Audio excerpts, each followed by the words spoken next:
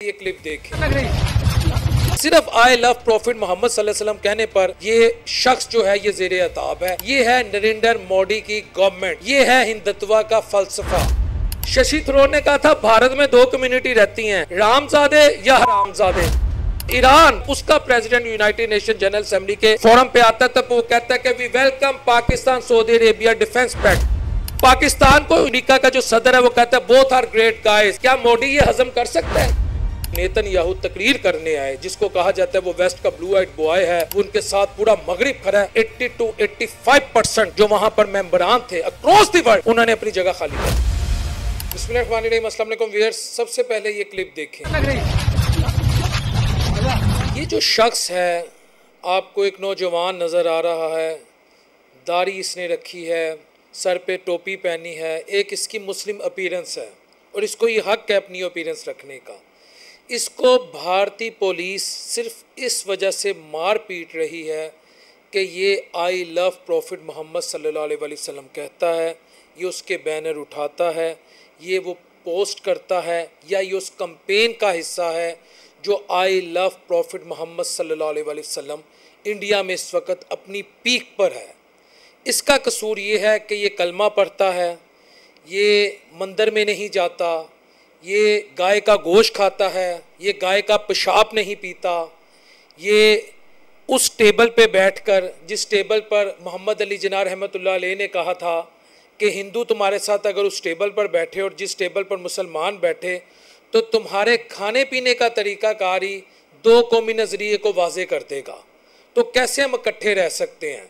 तो कुर्बान जाऊँ मोहम्मद अली जिन्ना रहमतुल्लाह अलैह पर, अल्लाह उनकी कब्र को नूर से मुनव्वर फरमाए कि आज से कई दिहाइयाँ पहले जो उस स्टेट्समैन ने पेशन गोइयाँ की थी, वो पेशन गोइयाँ आज हमें दुरुस्त साबित होती नज़र आ रही हैं कि सिर्फ आई लव प्रॉफिट मोहम्मद सल्लल्लाहु अलैहि वसल्लम कहने पर ये शख्स जो है ये ज़ेरे अताब है। ये है नरेंद्र मोदी की गवर्नमेंट, ये है हिंदुत्व का फ़लसफ़ा, ये है बीजेपी का फ़लसफ़ा, ये है हिंदुइज़म की एक्सट्रीम फॉर्म जो मैं आपके सामने रख रहा हूँ। बेसिकली व्यूअर्स, हुआ क्या, मिलादुल नबी का प्रोसेशन जो है वो 4 सितंबर को, ये चंद दिन पुरानी बात है, शुरू होता है कानपुर नगर से। आका अलैहिस्सलाम की ज़ात अक़दस से हमें मोहब्बत है, हमें उनसे इश्क है, ईद मिलादुल नबी का महीना था, ये मैं आपको बता रहा हूँ इसका बैकग्राउंड। तो उस प्रोसेशन में जो मुसलमान थे वो मिलाद मना रहे थे। जैसे ही उन्होंने अपने प्रोसेशन को शुरू किया, दरूद पाक की महफिल हुई, आका अलैहिस्सलाम की सीरत पर उलमा कराम ने भारत में कानपुर नगर में बात की, तो जो बीजेपी के गुंडे थे, जो छोकरे थे, उन्होंने हल्ला बोल दिया। उस प्रोसेशन को उन्होंने, जिसे कह सकते ना, बुलडोज करने की कोशिश की। उस पर मुसलमानों को रिएक्शन आया कि क्या हम अपने नबी की मिलाद का प्रोसेशन ही मना सकते? अब तो रबीउल सानी का महीना आ चुका हुआ है, लेकिन ये मैं ईद मिलादुल नबी की बात कर रहा हूँ। बजाय इसके उनकी जो मुसलमानों की जो मजहबी रवायात हैं, जो हमारी इबादत हैं, जो हमारे रिचुअल्स हैं, उसको प्रोटेक्ट करती कानपुर नगर की पुलिस, जो पुलिस कमिश्नर है अखिल कुमार, AKHILKUMAR, मैं बाकायदा रिसर्च के साथ आपसे ये बात कर रहा हूँ, उन्होंने मुसलमानों पर FIR लॉन्च कर दी।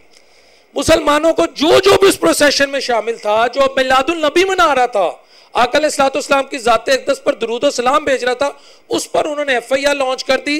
हत्ता के हमारे बहुत सारे गल्फ ममालिक ऐसे हैं, बहुत सारे अरब ममालिक ऐसे हैं जहाँ मोदी ने जाके कई एकड़ पर मंदिर खोले, मंदिरों का इफ्तिताह किया है, वहां पर मंदिर बनाए गए हैं ताकि आपके जज्बात मजरू ना हो। मैं उन ममालिक का नाम नहीं लेना चाह रहा, लेकिन अफसोस के साथ ये कहता हूं कि बहुत सारे ऐसे अरब वर्ल्ड के ममालिक हैं, अभी आप गूगल करें, ये 21वीं सदी है, ये AI की सेंचुरी है, ये आर्टिफिशियल इंटेलिजेंस की सेंचुरी है, ये इंफॉर्मेशन की सेंचुरी है, कोई शख्स झूठ नहीं बोल सकता। तो हम तो, हमारे तो जो मुस्लिम ममालिक हैं अरब वर्ल्ड में, उनको कह रहे हैं आप अपनी मजहबी जो इबादत गाहें हैं आप तामीर करें। आपके यहाँ जो हिंदू लोग हैं, जो ओवरसीज हिंदू हैं, जो इंडियंस ओवरसीज है, जिसमें हिंदू कम्युनिटी की मैं बात कर रहा हूँ, जो मिलियंस में जिनकी तादाद है, जो अरबों डॉलर्स वापस इंडिया भेजते रेमिटेंस की फॉर्म में, उनको वहां पर मंदिर बना के दिए जा रहे हैं। मुझे अक्रॉस द मुस्लिम वर्ल्ड कोई एक एक जस्ट अ सिंगल इवेंट मेरे साथ आप शेयर कर दें जिसमें मुस्लिम, किसी भी मुस्लिम कंट्री में, मैं पाकिस्तान की चलें बात करता हूं एज ए रेफरेंस, पाकिस्तान में आज तक ऐसा हुआ हो कि हिंदू, सिख, ईसाई, यहूदियों की तो चलो यहाँ तादाद इतनी नहीं है, लेकिन पारसी या जो भी यहाँ पर नॉन मुस्लिम कम्युनिटी रहती है, सिख कम्युनिटी है, वो अपनी इबादत कर रहे हों और उन पर पुलिस धावा बोल दे, उनके खिलाफ FIR लॉन्च कर दी जाए। अगर यहाँ क्रिश्चियन कहता है आई लव जीसस क्राइस्ट, तो हम कहते हैं वी लव हजरत ईसा अलैहिस्सलाम, we sacrifice our life for हजरत ईसा अलैहिस्सलाम।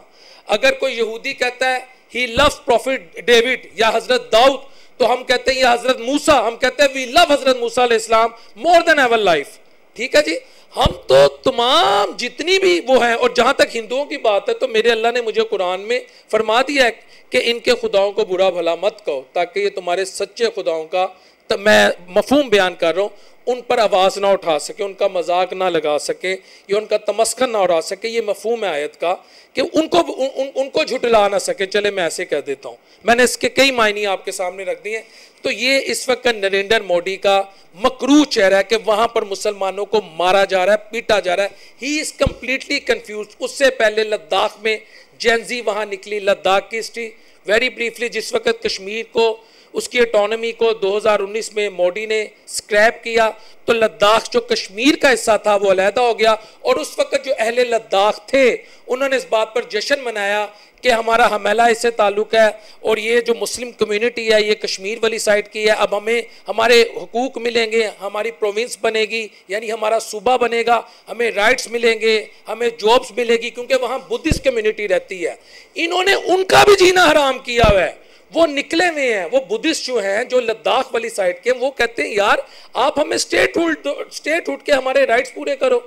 आप हमारा जो article 6th schedule of the constitution है, इंडियन कॉन्स्टिट्यूशन का जो 6th शेड्यूल है, आप हमें उसमें शामिल करो, हमारे राइट्स हो, हमें जॉब्स मिले, जो आपने हमसे वादा किया था जिस वक्त कश्मीर से आपने हमें अलहदा किया। हम अपनी तहजीब, अपने मजहब, अपनी रवायात, अपनी सकाफत, अपनी रिचुअल्स, अपनी वैल्यूज, उसके मुताबिक जिंदगी गुजार सकें। उनको भी गुज़िश्ता 6 सालों से मोदी जो है वो चूरन बेच रहा है, उनको भी स्टेटहुड के राइट्स नहीं मिले, बल्कि वहां पर भी गिरफ्तारियां हुई, कत्लो गारत का बाजार गर्म हुआ। और मैं हैरान हूं इंडियन मीडिया उस पर भी खामोश है। इसे कहते हैं मोदी मीडिया, गोदी मीडिया। वो वहां भी नहीं बोला, यानी बुद्धिस्ट भी जेर अताब है, मुसलमान भी जेर अताब है। और भाई फिर उत्तराखंड में आप चले जाएं, उत्तराखंड भी इंडिया की एक स्टेट है, वहां पर भी जेंजी निकले हैं, उनको भी उनके हुकूक नहीं मिले। सिख भी इस वक्त इंडिया में जेर अताब है। यानी आप ये देखें कि सिख कम्युनिटी पे बल्कि इन्होंने बाकायदा जो फ्रीडम फाइटर्स हैं, जो खालिस्तान तहरीक की बात करते हैं, चाहे वो कनाडा में हो, चाहे वो यूके में हो, चाहे वो अमेरिकन बेस्ड हो, वो कहीं भी हो, इंडियंस जो स्पॉन्सर्ड ड्रा के जो स्पॉन्सर्ड टेररिस्ट हैं। कल एक खातून कह रही थी, शहबाज शरीफ, वो इंडियन सहाफ़ी थी अगर आपको याद हो, कि प्राइम मिनिस्टर आप ये जो इन्फिल्ट्रेशन है, ये जो घुस बैठी हैं, इनका कब खात्मा करेंगे? तो शहबाज शरीफ ने बड़ा करारा जवाब दिया। उसने कहा हम जो इंडिया की तरफ से क्रॉस बॉर्डर टेररिज्म आ रही है, जो इंडिया पूरी दुनिया में दहशतगर्दी फैला रहा है, हम उसको डिफीट करेंगे। तो इन्होंने तो वहां पर भी सिख कम्युनिटी को नहीं छोड़ा, यानी ना बुद्धिस्ट महफूज, ना सिख महफूज, ना मुसलमान महफूज, इवन के जो मसीह बरादरी है, जो मसीह कम्युनिटी है, वो भी ज़ेरे ताब है। वहां चर्चिस को जला दिया जाता है। हिंदुत्व क्या है, ये बीजेपी क्या है, ये बजरंग दल क्या है, ये विष्णु हिंदू परिषद, ये जितनी इंतहा पसंद तंजीमें, यकीन करें वो शशि थरूर, चले मैं ऐसे और कह देता हूँ, शशि थरूर ने कहा था भारत में 2 कम्युनिटी रहती हैं, रामजादे या हरामजादे। ये वही शशि थरूर है ना जो इस वक्त दुनिया में फिरते रहे हैं, ये 7 मई से 10 मई तक जो भारत की बैंड बजाई है पाकिस्तान ने मिलिटरली, बिलखुसूस जो हमारी एयरफोर्स ने उनको नंगा कर दिया। उस पर शशि थरूर इंडिया का दुनिया में सॉफ्ट इमेज लेके गए कि हमारे लिए दुनिया खड़ी हो जाए, पहलगाम वकूए को दुनिया ऑन करे। उस शशि थरूर ने, जब मोदी ने उसको पैसे नहीं लगाए थे, जब मोदी ने उसको खरीदा नहीं था, ब्राइब नहीं किया था, उसने कहा था जो इंटेलेक्चुअल है कि इंडिया में सिर्फ 2 कम्युनिटीज हैं, ये मोदी गवर्नमेंट के अंडर, रामजादे यानी जो हिंदू है वो राम की औलाद हैं, और जो नॉन हिंदू है, चाहे सिख हो, ईसाई हो, बुद्धिस्ट हो, कम्युनिस्ट हो, यहूदी हो, पारसी हो, कन्फ्यूशियस, किसी भी मजहब से उनका ताल्लुक हो, खुदा को ना मानते हो, एथीस्ट हो, वो हरामजादे हैं। ये तो इनकी मेंटालिटी है। फिर ऐसे मोदी के साथ, ऐसी इंडिया के साथ, ऐसे बीजेपी के साथ कौन चलेगा? फिर ऐसा मोदी जो है, जो यूनाइटेड नेशन जनरल असेंबली का 80th सेशन है, 80वां जो सेशन हुआ, उसमें फिर पार्टिसिपेट नहीं करेगा, वो नमीबिया चले जाएगा। फिर वहाँ पाकिस्तान के जब प्राइम मिनिस्टर बोलेंगे तो डेस्क बजाए जाएंगे। फिर वहाँ पाकिस्तान का प्राइम मिनिस्टर कहेगा हमने 7 जहाज़ गिराए। फिर पाकिस्तान का प्राइम मिनिस्टर कहेगा भारत के जहाज़ हमने खंडर बना दिए। फिर पाकिस्तान का प्राइम मिनिस्टर कश्मीर पे बात करेगा। फिर पाकिस्तान का प्राइम मिनिस्टर इजरायली जो जेनोसाइड वहाँ पे हो रहा है उसके खिलाफ बात करेगा। फिर पाकिस्तान का प्राइम मिनिस्टर ऐसे ऐसे करके टेबल बजाएगा, क्योंकि ये जो ताकत टेबल बजाने की पाकिस्तान के प्राइम मिनिस्टर को मिली है, उसके पीछे एक हिस्ट्री है। उसके पीछे हिस्ट्री है कि आपके पीछे एक मजबूत फौज खड़ी है, आपके पीछे एटमी पाकिस्तान खड़ा है, आपके पीछे 25 करोड़ अवाम खड़ी है, आपके पीछे वो पाकिस्तान खड़ा है जिसके साथ सऊदी अरेबिया दफाई मुआहिदा करता है, जिसके साथ ईरान इंटरेस्टेड है दफाई मुआहिदा करने में, तुर्की इंटरेस्टेड है दफाई मुआहिदा करने में, ओमान, बहरीन, कई गल्फ के ममालिक इंटरेस्टेड है कि हमारे साथ भी इसी नेचर का दफाई मुआहिदा किया जाए।